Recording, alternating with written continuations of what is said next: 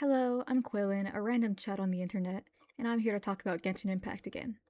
Before we get started, I wanted to say a really big thank you to everyone for the amount of support and interest my last video on Lunar reactions received. I literally started this channel on a whim to talk about some game design elements I found interesting, so it was great to see that my opinion resonated with so many people. I really enjoyed reading all your comments, even the ones that disagreed with me, because I feel like having people write such in-depth, coherent breakdowns of my opinions and what they do and do not agree with is a sign that I'm talking about something worth discussing. I definitely learned some things from your comments, and it was great hearing your perspectives on the matter. Even that one guy who called me a stupid woman who shouldn't drink when making videos, because in all honesty, I thought that was hilarious. However, in the future, please refrain from extending these comments to all women or in general groups of people. I am just a random chud on the internet, and comparing me to all women is just an insult to women everywhere. Anyway, please enjoy some footage of me trying to beat Abyss with randomized teams. Today, I want to talk about Hexerei, the new mechanic, if you can call it that, introduced in version 6.2, aka Luna 3. A few people brought this topic up in the comments of my last video, comparing it to the Lunar reactions. I'd like to do the same, evaluating what Hexerei does right and what it does wrong from a mostly game design-based perspective.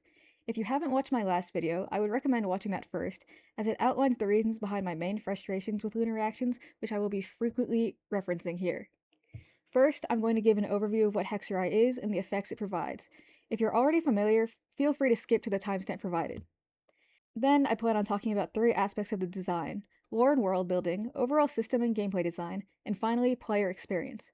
These are important distinctions to make because not everyone cares about all three parts, and a feature can be the most well designed in one area and still be horrible in practice. So, what does Hexerei do?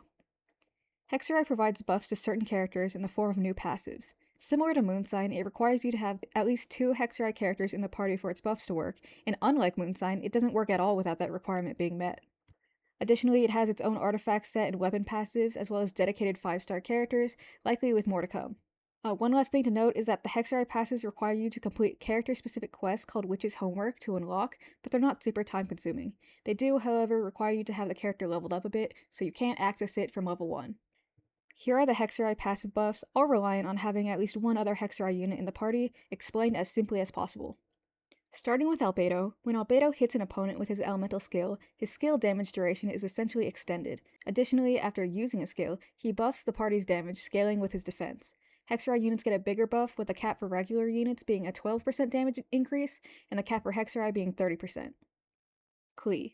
When Klee deals damage, she gets stacks of Boom Badge. She can have up to 3 of these stacks, each of which enhance the damage of her charge attack. Venti.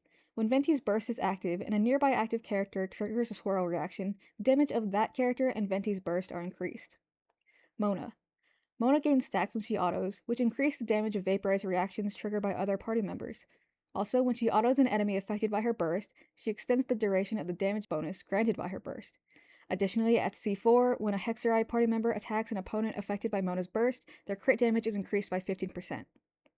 Fischl. The following effects take place when Oz is on the field.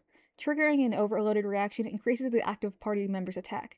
Triggering an Electro or Lunar Charge reaction increases Elemental Mastery. Also, C6 doubles this buff when Oz fires a coordinated attack, aka when Fischl autos. Razor. When Razor hits an enemy with his elemental skill, he gains an Electro Sigil which increases his energy recharge.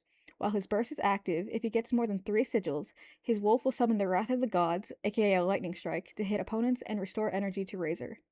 Sucrose. Sucrose's elemental skill increases party damage. Her elemental burst further increases damage, but only for Hexerei party members. Also, at C6, if her burst absorbs an element, the elemental damage bonus granted to the party is increased for Hexerei characters. Prune. After Prune hits an enemy with her hammer, if a Hexerei character triggers an elemental reaction, it increases Prune's attack. If that reaction was a swirl reaction, it will also increase the triggering character's attack. Farka. Farka's autos, after using his skill, reduce the cooldown of his special skill version, the one with the elemental infusion. Durin. Increases the res shred and damage bonus of Durin's passive. Nicole. Her burst coordinated attack damage is increased when the active character is a Hexerei unit. Now that we're clear on the basics, let's get into the first part of our design analysis, lore and world building. There are, of course, spoilers ahead, so you have been warned. In terms of lore, Hexerei characters are those that have ties to the Hexen Circle, a coven of powerful witches founded by Alice. Klee, of course, is Alice's daughter. Albedo and Durin were created by Rhine daughter, and Sucrose is Albedo's assistant. Mona is the student of one of the Hexencircle witches. Fenty and Varka work with the Hexencircle. Prude is friends with Klee and allegedly knows Alice. Razor's a little weird, but he does know Varka and Klee. And then finally, Fischl's connection is a bit more tenuous, but she was involved in that one summer event where Alice spoke through Dotoko. Overall, we've known about the Hexencircle in some form since version 1.0, and its members have appeared in Archon quests, making Hexencircle and therefore Hexerei fairly well integrated with the game's established lore. Compare this to Nodcry, where the Traveler cannot trigger lunar reactions despite literally having a piece of the moon inside them for half the story. Some comments on my last video pointed this out, and honestly, I thought it was so interesting I might explore it in another video. In terms of lore, I think Hexerei was well integrated, and the characters chosen to receive buffs make sense. Moving on to system and gameplay design. I believe that most people's reasoning for liking Hexerei, especially in comparison to lunar reactions, is that it isn't strictly gated to new units. Yes, Hexerei is a key component of some of the newer 5-stars kits, those 5-stars being Durin, Varka, and Nicole, but it has also provided new utility to old characters. With the exception of Albedo, who's released in 1.2, the other characters given Hexerei buffs came out in 1.0, so they've been in the game since release. As you might expect, with power creep, they've pretty much fallen off, with new units replacing them. Hexerei is basically a buff with an asterisk, requiring you to use the power of friendship, and the Hexerei passives added really do just feel like additional passives. They synergize and play off what the characters' kits were intended to do in the first place, essentially just making them more competitive in the new meta. Sometimes, if you want to balance a game, you have to buff weaker characters. Instead of adding numbers straight up, Hexerei increases damage in a way that synergizes with the character's existing kit. Again, I'd like to emphasize that it does this for old characters. Of course, it also makes the new Hexerei character stronger, tying into power creep, but at least some 1.0 units have gotten new life breathed into them. Compare this to lunar reactions, which are gated exclusively to the Nodcry 5-stars, and which are upgrades to a pre-existing core mechanic. Where lunar reactions overcomplicate and undermine the base elemental reaction system, Hexerei buffs support it. I think that Hexerei is just a healthier way of introducing power creep, which is an unfortunate but necessary aspect of gacha games, to Genshin than lunar reactions were. It might not be groundbreaking, but in the future I would much prefer to see buffs similar to Hexerei than lunar reactions. Oh, son of a! Finally, let's talk about the player experience of Hexerei. This is where Hexerei feels the most similar to Nodcry's Moonsign mechanic. You need 2 Hexerei party members to activate the buffs, which can feel limiting when building a team comp. This can be frustrating to fans of the older Hexerei characters who might have gotten excited for their favorite character to be buffed only to realize said buff was conditional. Additionally, Hexerei characters are a bit limited in terms of the archetypes they fill. One thing I noticed is that there's no Hexerei healer, which means one of your remaining team slots will have to be sacrificed if you still want a healer. This might not be an issue for some players, but it is for me because I'm a baby. Also, the Hexerei characters currently have the following elemental distribution: 4 Animo, 3 Pyro, 2 Electro, 1 Hydro, and 1 Geo. Dendro and Cryo are completely left out. While this does somewhat make sense, since there are no Dendro characters from Mondstadt, and Cryo will likely be buffed with Snezhnaya's release, it does decrease your team comp options. But honestly, I still think this is much better than Moonsign. While there are similar numbers of characters available, Hexerei is at the very least not also tied to a mechanic only exclusive 5-stars have. There are some restrictions with Hexerei, of course, but that's natural.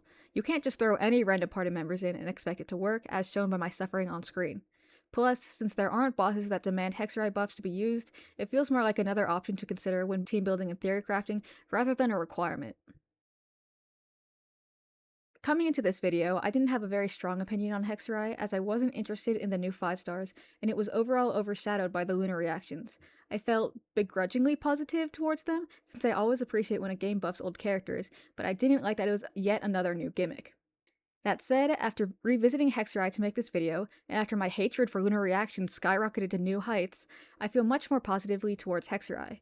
Maybe I'm just biased because I really did hate lunar reactions that much, but I think Hexerei is a more original and more organic addition to the game. Like I mentioned earlier, I would prefer to see Hexerei style buffs rather than lunar reaction style buffs moving forward. For example, buffs could be given to Livia characters related to the Adepti, to Inazuma characters with ties to spirits, or to Sumeru characters based on their field of study, and so on. Not that all these characters need the buffs, of course, but it's just an idea.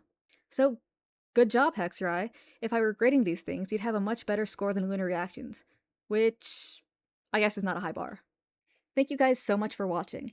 As usual, please consider leaving a like or sharing your thoughts in the comments. I am just one person sharing my opinion, so it would be great to hear what you think of the Hexerei system. If you are interested in seeing more content like this about game design in the future, consider subscribing. It would mean a lot to me. Thank you again!